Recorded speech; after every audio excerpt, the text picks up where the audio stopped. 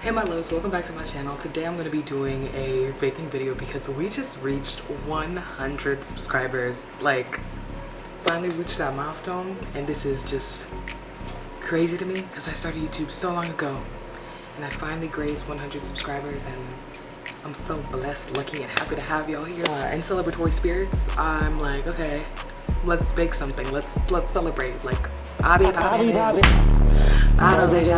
you know what I mean? Like, that's the vibe very much. Today, we're gonna be making brownies, but if I'm being so honest with you, I'm making these brownies for a cookout, but I'm gonna steal one for show. Like, for show, like, for show you right out. Like, for show you right out. Deserve that. We deserve that. So, let's get started. It's the brownie mix of choice we're gonna be using today, and I've never used it before, so this is the first time.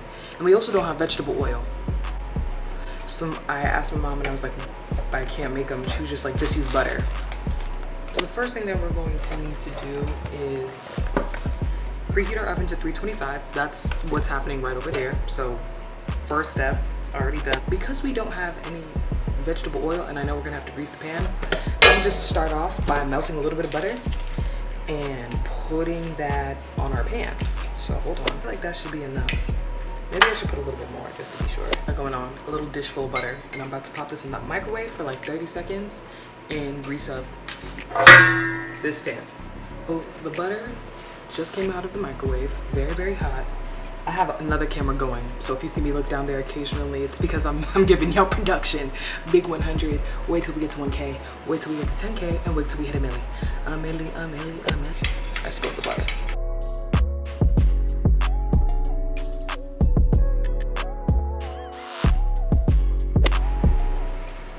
Okay, she's greased. You see her. Then we're going to do the half cup of butter as a substitute for vegetable oil. Y'all, I really don't know.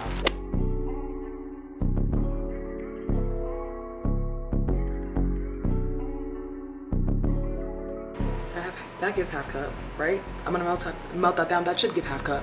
Let's see. So this is what our butter is currently looking like. It's very hot, but it's not exactly quite 1/2, so I might have to put a little bit more butter.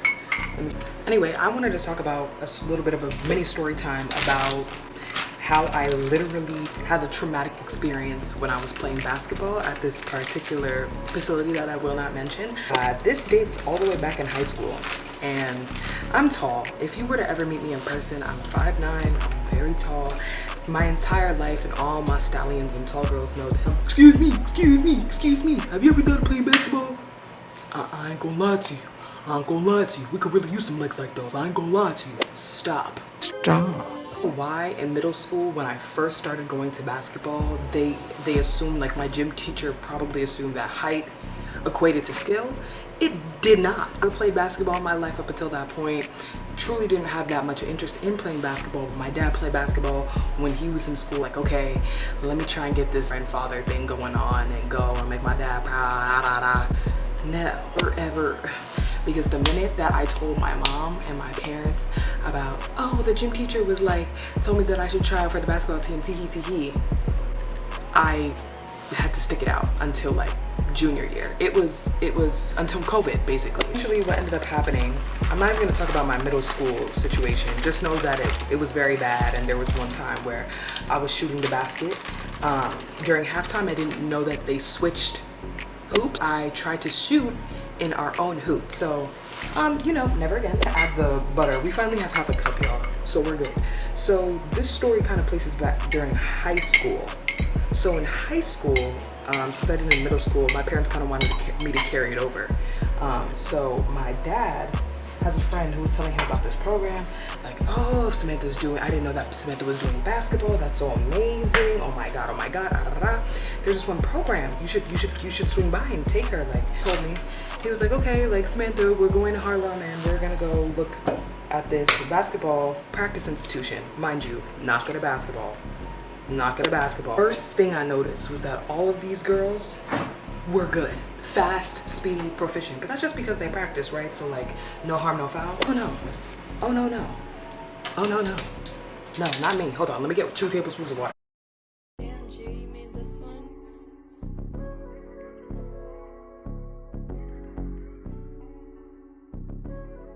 Like, oh my gosh, like I'm about to watch some basketball, bond with my dad. Like I knew like this is what I've always, this is what I need, like, you know what I mean?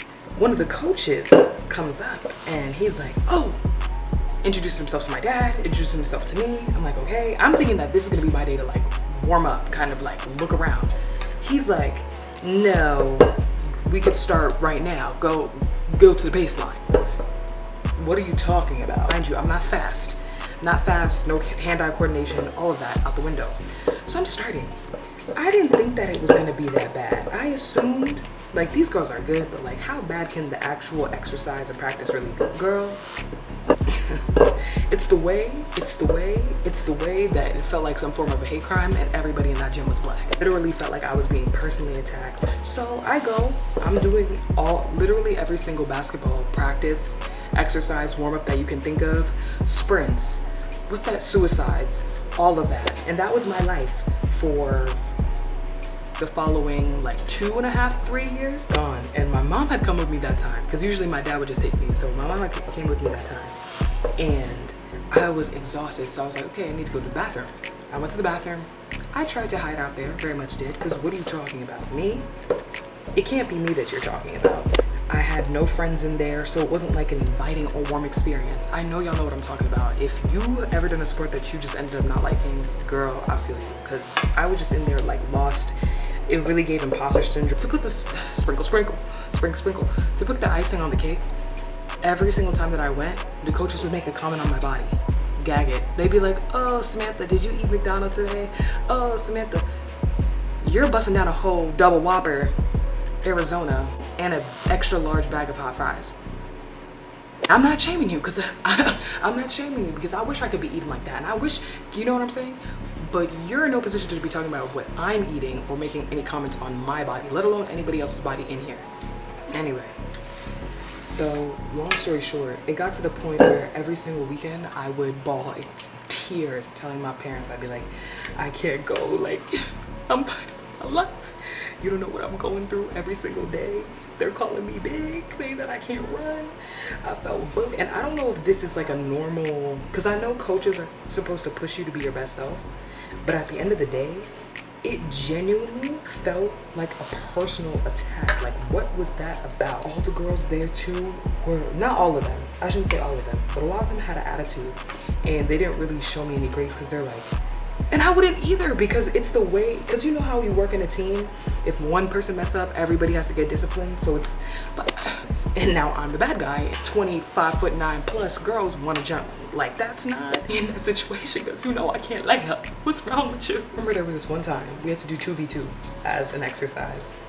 Running, hustling, up and down, huffing, puffing, all of that. Me against someone who's like shorter than me, but so shorter than me and so much faster than me. Again, personal attack. Consequence was if you didn't make like a certain amount of points against your player, then you had to do laps or something like that. And I remember I was getting so tired, felt like I couldn't breathe for real. So I stopped running, and I just started walking up and down the court while this girl, and she kept missing her shots, I remember. And she was getting aggravated because I'm literally walking and I'm like, girl, take it. And the coach is like, Samantha, or he was like, Samantha, if you walk in my gym, and what you gonna do? I promise I'm gonna remain untouched, and that's on God. So that's on God. What are you gonna do? I know you lying, because the minute that you put your hands on me, jail time for you. You're not going to jail. You're going to prison. So I dare you. I'm just looking at him. I'm like a mess, child, a mess. I'm looking at him. He's looking at me yelling, Samantha, if you walk in my gym, I swear to God. And I'm still gonna walk.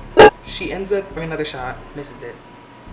She's tight, whatever. I ended up taking the ball and just loosely just throwing it. Like I don't care, just to be like, get him off my back. I made it in, don't know how, and I was able to go back online and breathe. I don't know, God was on my side that day, because he knew that I was tired. Like, child, I was over it. You couldn't tell me nothing.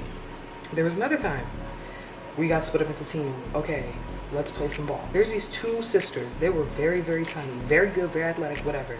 We're running up and down the track.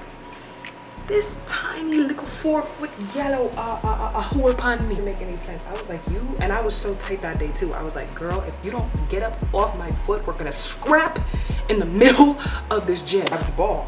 And you know how like you get into that tussle between the two players and you're grabbing the ball and it's almost like getting kind of weird, like you're rolling around the floor. To let this girl, there was so much anger. I literally, I went like this and knocked her over because I did not want to be there against my will. And they were making comments on my body and they were very passive aggressive and rude to me the entire way through. But I'm not going to take that out on my team players because at the end of the day, as much as you don't want to be there, you still have to play like you're on a team. So I did put my effort in, no doubt. It's just that my effort was never enough. And I think that's also what turned me off from the entire establishment as a whole. I was like, I don't think I got time for this. But yeah, that's my trauma. Okay, change of plans, y'all. This spread too thin, so I'm gonna actually transfer it to this pan so the brownies can be thicker. She's done. She looks glorious, but I'm not gonna lie, I can smell the butter, and I don't know if that's what's making me kind of feel a little bit icky right now because it's a lot, but here she is in all of her glory, and now we're gonna try her.